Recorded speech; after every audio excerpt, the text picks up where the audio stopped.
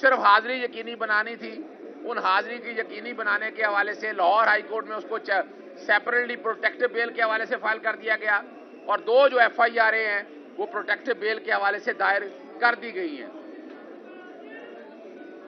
Additional session जज इस्लामाबाद की अदालत में नॉन बेलेबल वारंट को चैलेंज किया गया, निगरानी दायर की गई है, उस पर फैसला थोड़ी देर में मुतवक्को है, वो आप लोगों के सामने आ जाएगा।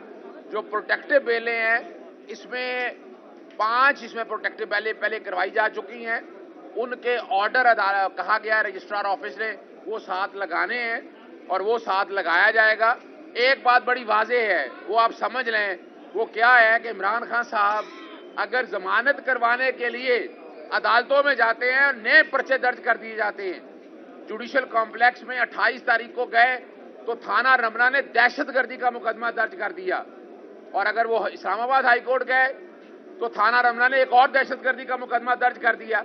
यानी इमरान खान का इसमें क्या कसूर है कि पूरी आवाम साथ जाना चाहती है, और अगर अदालतों से जमानतें लेने जाते हैं तो उनका इसको हुकूमत का ये वतीरा है कि और मुकदमे दे दें। यानी किस बात की छोटी है कि आइंदा किसी भी अदालत में जाएं और दोबारा पर्चे न दर्ज हो। अब पर्चों की रिकॉर्ड इन्होंने दर्ज कर दिए हैं। अब ये सारे मामले अब हैं, हमारी अदालतों से गुजारिश यही होगी, और जैसे इमरान खान साहब ने चीफ जस्टिस ऑफ पाकिस्तान को लिखा है कि सिक्योरिटी के हवाले से और वीडियो लिंक के हवाले से ये सारे केस देख लिए जाए।